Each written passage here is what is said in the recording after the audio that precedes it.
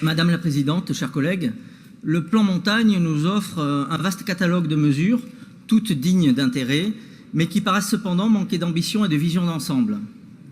Pourtant, la majorité socialo-communiste y a mis des moyens considérables, surtout en communication ou encore en mobilisation d'organismes aussi coûteux que redondants, comme le Parlement de la montagne ou le Césaire.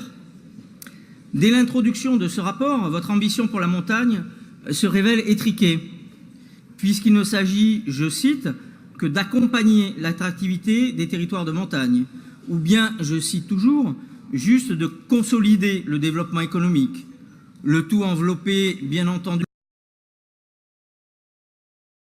comme d'habitude, dans une lénifiante sémantique typiquement gauchiste, comme l'inclusif à toutes les sauces et la tarte à la crème de l'ouverture au monde.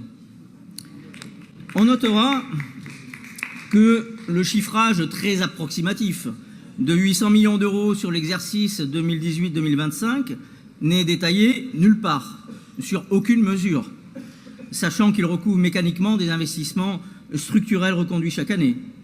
Non, madame, vous ne nous referez pas cette fois le coup du plan Marshall pour le BTP en version montagnarde. La partie perspective de ce plan, appelée un peu pompeusement Horizon pour les montagnes, est très abstraite, maniée avec un sens poétique certain, plus poétique d'ailleurs que concret. Je cite quelques envolées de ce rapport. Faire résonner une nouvelle voix, délibérément positive, porteur d'un nouvel horizon. Très concret.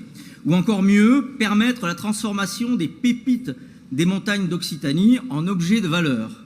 On croirait presque entendre l'annonce de la transfiguration de Jésus sur la montagne de Galilée dans l'évangile de Saint Luc, chapitre 9. Miracle, me direz-vous, mais non. Miracle pour Jésus, oui, mais pas pour le plan montagne, dans lequel on cherche en vain une véritable stratégie régionale. Vous soulignez, avec raison, en page 37, qu'il faut garantir aux montagnards des conditions de vie semblables à celles des autres territoires. Mais vous ne vous en donnez pas les moyens. Vous l'écrivez vous-même. Le plan montagne est un modèle favorisant des initiatives locales. Or, la montagne a besoin d'une vision d'ensemble, cohérente et régionale. On ne trouve pas cette stratégie régionale pour la montagne dans votre rapport, qu'on attend pourtant pour redynamiser les territoires enclavés, pour rééquilibrer la ruralité par rapport aux métropoles, pour non pas soutenir, mais réinstaller des industries en montagne, comme l'avait préconisé la liste du Front National en 2015 dans son projet régional.